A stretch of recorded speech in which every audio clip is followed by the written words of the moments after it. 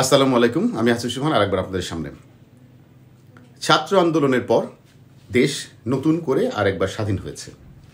মানুষের বাক স্বাধীনতা ছিল না। অনেক ক্ষেত্রেই এই সরকার রিফর্ম করছে। চিকিৎসা খাতে রিফরমেশনটা অত্যন্ত জরুরি। বিকজ আমি কেন বলছি, এই যে সকল ছাত্ররা আন্দোলন করেছে, তারা আন্দোলন গুলি খেয়েছে, বিভিন্নভাবে ইনজুর্ড হয়েছে, তারা কিন্তু বিভিন্ন হসপিটালগুলোতে ভর্তি আছে। এরকমই আজকে পপুলার হসপিটালে একটা ছাত্র ভর্তি ছিল, তার পায়ে গুলি লেগেছে, তার বিল এসছে 3.5 লাখ 4 লাখ টাকা, যেখানে অন্ন, বস্ত্র, বাসস্থান, চিকিৎসা বাংলাদেশের জনগণের একটি মৌলিক চাহিদা। তো বাংলাদেশের এই এই এই মৌলিক চাহিদাগুলোকে কাজে লাগিয়ে কিছু ব্যবসায়ী ব্যবসা করে যাচ্ছে। আপনি খাদ্যে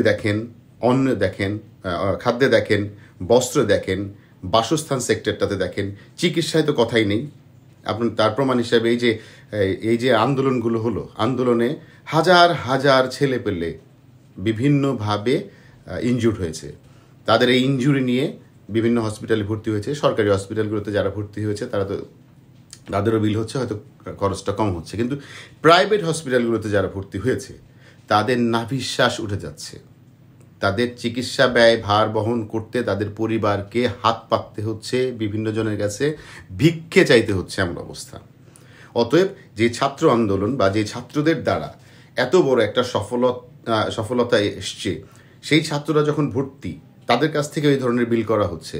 তো আপনারা কি একটু নড়ে চড়ে বসবেন না এইসব ব্যাপারগুলো নিয়ে, হসপিটালগুলোকে নিয়ে, যে তারা কেন এই ধরনের কাজগুলো করে যাচ্ছে? এটা তো এখন একটা নতুন সব কিছু রিফর্ম হচ্ছে। অতএব চিকিৎসা খাতে রিফর্ম অত্যন্ত অত্যন্ত অত্যন্ত জরুরি। যারা সংশ্লিষ্ট রয়েছেন এবং যারা জনগণ রয়েছেন, তারা এই বিষয়টা নিয়ে আওয়াজ তুলুন।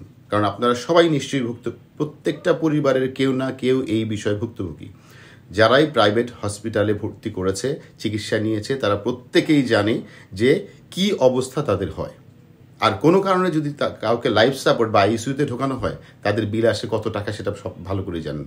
8, 10, 12, 14, 15, 40, 50 পর্যন্ত চলে যায় বাংলাদেশের চিকিৎসা ব্যয়।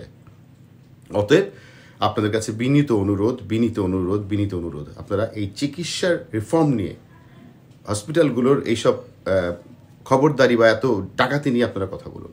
আপনাদের সবাইকে অনেক অনেক ধন্যবাদ। আসসালামু আলাইকুম। সুস্থ থাকুন, ভালো থাকুন।